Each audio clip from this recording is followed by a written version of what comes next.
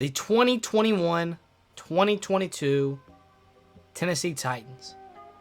Will this offense be the most explosive offense in the league?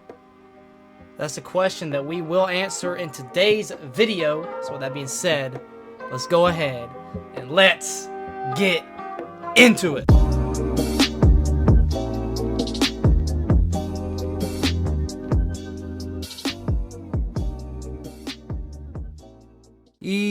Yo, what is going on, everybody? It is D-Man coming back at it again with another YouTube video, and today we are going to be talking about the 2021-22 Tennessee Titan offense and how explosive it could be. So let's go ahead and get into it. We're going to start off with a guy who I think has the most pressure on him coming into this season, and it's going to be Ryan Tannehill. It all starts with him, guys. No matter how good of weapons you have on the outside, you're going to have someone throw them the ball. So Ryan Tannehill has a very important job. He's had a very important job his whole career, being at quarterback, which is probably the most important position in football. But going into this season, expectation level is very high from us Titans fans. And probably around the league too, with us having Julio now. But what I'm trying to say here is Ryan Tannehill has showed us that he can perform and lead us to an AFC championship. Now, the problem with that is Derrick Henry dominated those first two games. I believe he had like 200 yards, 180 yards. So, Tannehill didn't really have to do much. It was all Derrick Henry. But I do think that Tannehill is a great quarterback to have in this situation. He fits the scheme perfectly. Lots of play action. And I think he's he's much better here than he obviously was in Miami. So he's just in a perfect situation. He fits the scheme very well. And you guys have seen what kind of numbers he's put up from what you're seeing right here on the screen. He had 3,800 yards last year. And again, 3,800 yards with a running back that had 2,000 yards. So that's very impressive in my opinion. I think that Derrick Henry, both of these guys, Tannehill benefits off of Derrick Henry. Derrick Henry benefits off of Ryan Tannehill. And that's one reason why this offense can be very explosive. Because you have not only Ryan Tannehill, who fits the scheme perfectly. He showed us the past few years, or past couple years, that he does what he needs to do for this football team to get us where we want to get, which was the AFC Championship. But he has shown that he can't lead us to where we want to be without Derrick Henry. For example, the AFC Championship last year, Derrick Henry was shut down. Tannehill honestly played not too bad against the Kansas City Chiefs, but he definitely showed us this past season against Baltimore in the playoffs that he just didn't play well, guys. Did not play well because Derrick Henry didn't play well. So, again, I think Ryan Tannehill has learned and will appreciate what he can look back on and what he can fix, because I think that this quarterback, Ryan Tannehill, can lead us to a Super Bowl, and I think he will lead us to a Super Bowl in the next 2 years. So that's a pretty hefty statement there, but I think Ryan Tannehill can do his job, and he can get it done for us. And I feel bad for Ryan Tannehill, because if that does happen, he's not going to get any credit, because it's all going to be Derrick Henry, A.J. Brown, Julio Jones. That's going to be the main guys that are going to be talked about. And obviously, they're going to have a big part of it. But, if you don't have a guy that's throwing A.J. Brown the football, if you don't have a guy throwing Julio Jones, it's not going to work. So I think, Tannehill is very, very underrated because of Derrick Henry. And I think that I don't think he even cares. I really don't think he cares. He could care less. All he wants to do is win. And that's what you gotta have guys like that on your team if you want to win, and if you want to win the Super Bowl. So moving on here, Derrick Henry, we know what he can do. He's shown. I mean, he's just getting better every single year. Do I think he's gonna have another 2,000-yard year next year? Maybe. maybe. I don't want to count it out, but I don't think it's going to happen just because of what we have now with A.J. Brown, Julio Jones. But you got to think about it. We had Corey Davis, A.J. Brown, and Jonnu Smith last year, and Derrick Henry had 2,000 yards. So you can't count that out just because we have Julio Jones.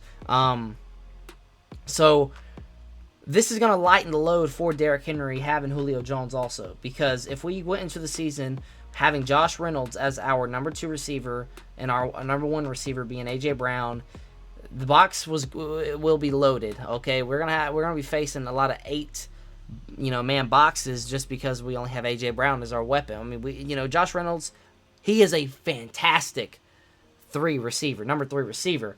And that's why I'm super excited. Not only am I excited about Julio Jones, I'm excited about Josh Reynolds. He is now in a position where he's played pretty much most of his career there in Los Angeles behind Cooper Kupp and Robert Woods, and he has thrived at that number 3 wide receiver spot. So I'm excited about that. Not only, with Julio, but with Josh Reynolds being back to where he's comfortable playing at wide receiver 3.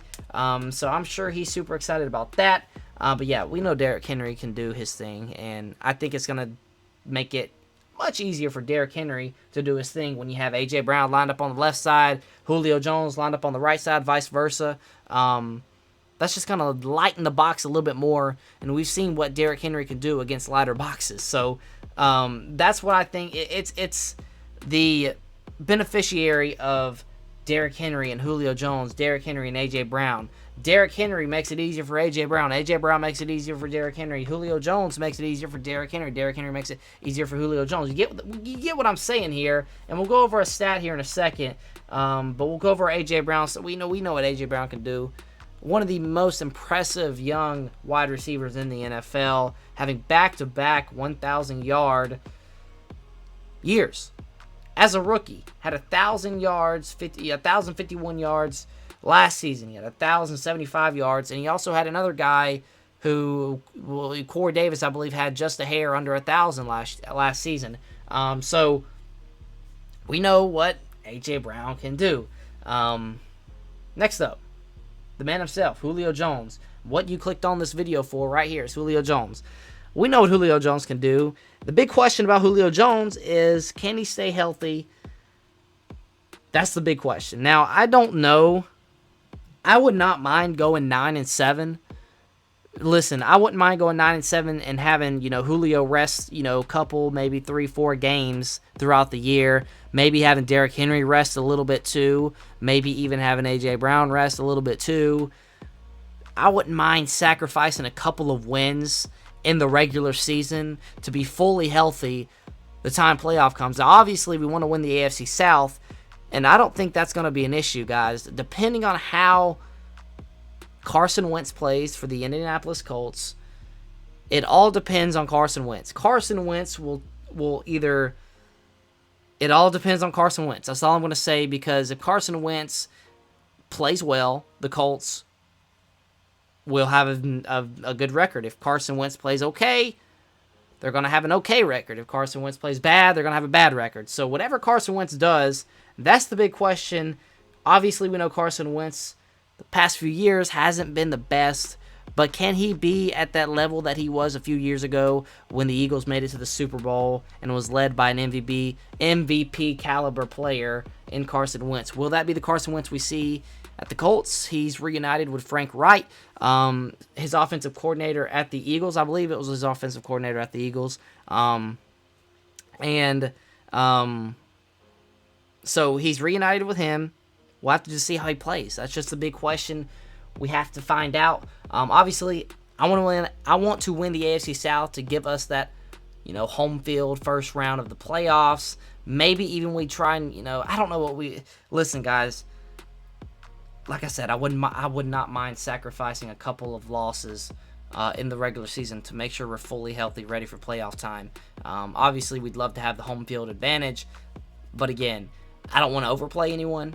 And I don't mind resting Julio because now we have somewhat of depth.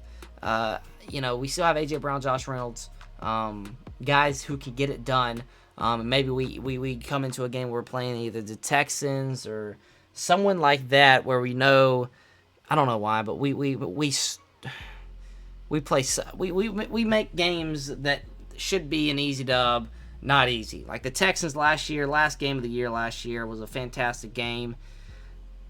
We should have won that game by 20 points, but our defense was just so bad last year. I don't want to talk about that, but Julio Jones, we know what he can do. There's the stats there. Consistently above 1,000 yards. And it's not just 1,051 like we saw with AJ. It's 14, it's 18, it's 14, 14, 16, 13. It's big-time numbers, guys. Last year he played 9 games. That's a big question that we have to find out. If he can just stay healthy, if Julio Jones can just stay healthy for us, we're going to be very, very good. We are going to be very, very good. But if you just look at the 9 games that he played in, he had 771 yards, okay? So if you average out per game, is there a per game, yards per game? I'm not sure if it's on here, but anyway, I think it would be around 1,500 yards if he plays every single game. I think it's 91 yards. I think it's yards per game, 85. I kind of did the math in my head there, 85 yards per game. But if you think about that, 85 yards per game, you do 85 times 16. I think that's around 1,500. I might be completely wrong, but I think that's around 1,500 yards. So he was on pace to get another 1,500 yard season if he, stays healthy. So you talk about one of the game's best. There you have it. He's getting 771 yards, not at 100%, not fully healthy, and that's just phenomenal. If we can just get him healthy and him to just get us, all he needs to do is get us, 1,000, 1,200, and that's is what we should expect out of Julio. We don't need to expect him to come out here and get 1,600, 1,800, because he's late in his career, and for him to be getting those type of numbers, that would mean that he will be playing a lot, and like I said, I would not mind resting him a little bit. So, but anytime you see Derrick Henry on the field, A.J. Brown on the field, Julio Jones on the field, and you're facing that, like I said, I don't know how you stop this. We'll move on to the last player. Not the most exciting guy on this offense, but it's Josh Reynolds, and I think this is the player that I'm most excited about seeing is Josh Reynolds. Now, I know you guys would say Julio Jones would probably be your favorite player, but I'm very excited about Josh Reynolds because he's going to be back. I was very nervous that we were going to just, have Josh Reynolds as that number 2 receiving spot, and obviously we now have Julio. Josh Reynolds bumps down to number 3, which is what he played, like I said before, at Los Angeles when he was with the Rams. He played behind Cooper Kupp and Robert Woods, and he thrived there. As we see, he gets better every year. Rookie year, he played all 16 games, 104 yards. So what you pretty much expect out of a rookie receiver. 2018 played a little bit more. You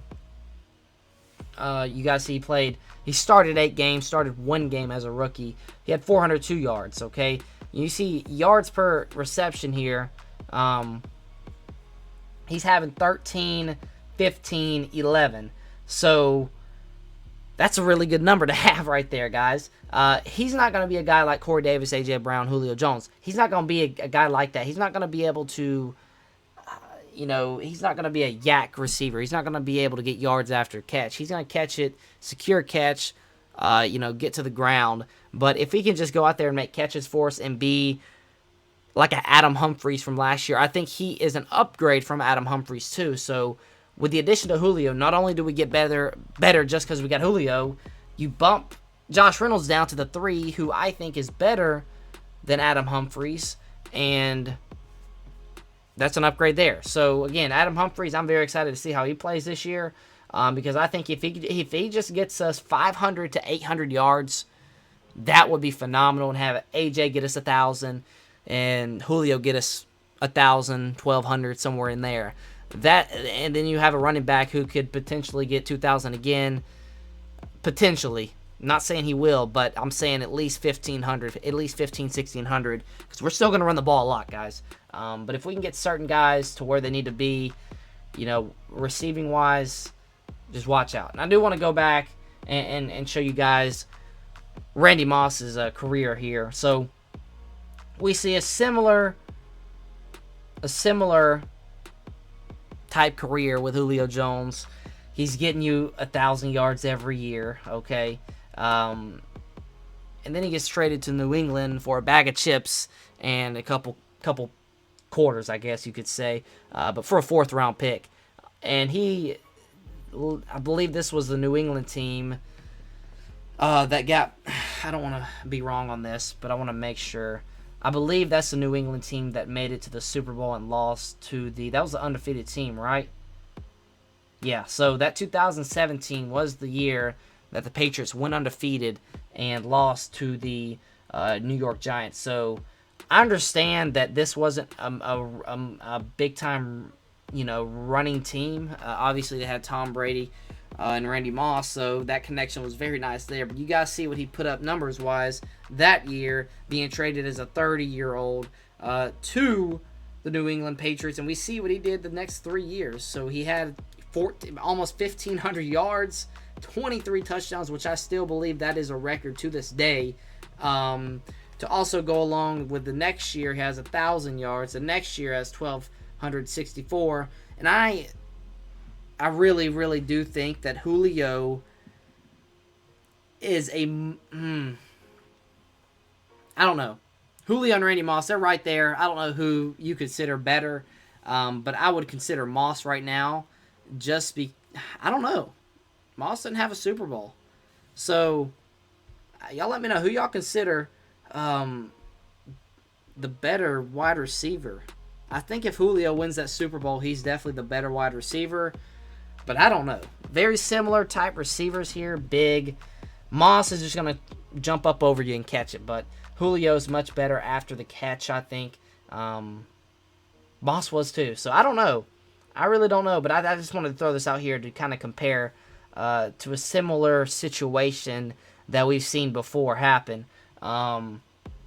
With Randy Moss being, an older player considered to be out of his prime when the trade went through, because you guys see what numbers he put up with Oakland here, 1,005. So we saw, somewhat of a decline here, and then you see what he did in New England. So I really hope this is what happens with Julio Jones. If Julio Jones can go out there and get us 1,000, 1,100, 1,200 yards, I think that's all we need. And we'll talk about the defense a little bit. So defensively,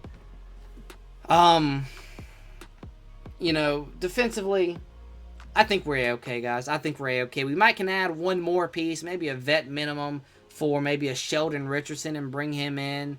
Obviously, we have no money now with Julio, but maybe we can restructure someone and give us a little bit more money. Obviously, I think we need $10 million. I think we have $5 million right now.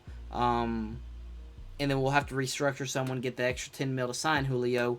But maybe we can restructure and have a little bit more money. Maybe sign a cheap vet, maybe a Sheldon Richardson, maybe a Melvin Ingram, maybe I don't know. I'd love to have Zach Ertz, but I don't think that's going to happen now. But really, offensively, I don't think we need anyone else. I think Ferguson can come in and do his job. The only problem with Ferguson, he's not like Jonnu Smith. He's not like Jonnu Smith. Jonnu Smith he was a great run blocker and a great vertical threat, great route runner. He did it all for us, okay? Ferguson is more of a receiving, non-contact type of tight end. So that's the only downside to Ferguson versus Jonnu Smith. But if you look, I don't know, guys. Jonnu Smith, we have Geoff Swaim, who I think is a very good run blocking tight end. The only problem with that is that defenses will know when Swaim's in or when Ferguson's in. So maybe defenses will know. Oh, Ferguson's in the game. More than likely will be a pass. Oh, Swaim's in. Probably going to be a handoff to Derrick Henry. So that's the only downside, because Jonnu Smith could do both. So you really didn't know defensively what was going to happen, because Jonnu Smith could go out on a route. Jonnu Smith is a great run blocker, so it could be a run. So you didn't really know. But now, we have, if Anthony Ferguson can just get a little bit better run blocking, I think we're fine there. Julio Jones, fantastic run blocker too. That's something that I didn't mention before. Julio Jones, fantastic run blocker. So he's going to come in and do somewhat of what Corey Davis did. Man, I love Corey Davis. I really did love Corey Davis, because he was such an unselfish player. He did the little things that didn't show up. But I think Julio will do that too, because Julio wants to win. He's already said that he doesn't care about, obviously I think money at this point in his career, I don't think he will care that much about money, because he's already told us he wants to win. He don't care about targets.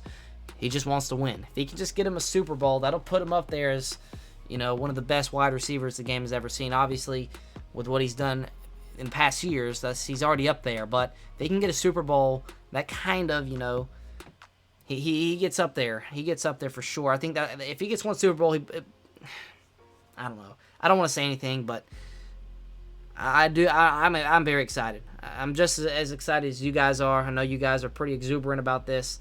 Tannehill, Derrick Henry, A.J. Brown, Julio Jones, and Josh Reynolds. I love just adding Josh Reynolds in there because Josh Reynolds is a great number 3 receiver. I will keep saying that over and over and over again because I think he might be one of the most underrated guys at the end of the year. When the year is all said and done, Josh Reynolds will look back at it as, man, Josh Reynolds did a lot, and we didn't really even see that. So hopefully he gets us 500 to 800 yards. Very excited to see him play alongside Julio Jones and A.J. Brown, Derrick Henry, and Tannehill, man. What a Fab 5 there. Fab 4 if you don't want to include Josh Reynolds in there.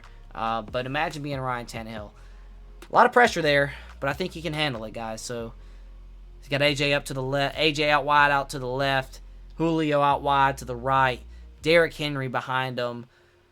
Man, you got to be feeling nice if you're Ryan Tannehill. You got to be feeling nice. That's something to have right there.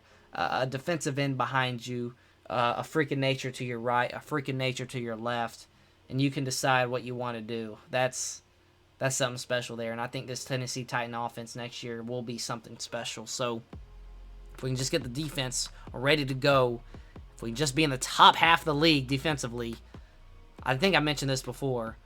Defense from last year ranked 24th, 25th, somewhere in there. Defense 2 years ago, where we made it to the AFC Championship, ranked 12th.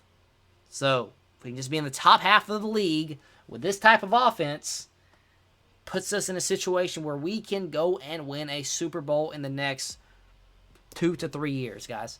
I say in the next 3 years, I'm going to say optimistic about this, but in the next 3 years, the Tennessee Titans will be Super Bowl champions for the first time in the franchise's history. So, with that being said, guys, that is going to do it for the video. Hopefully you guys did enjoy. And until next time, I'll see y'all.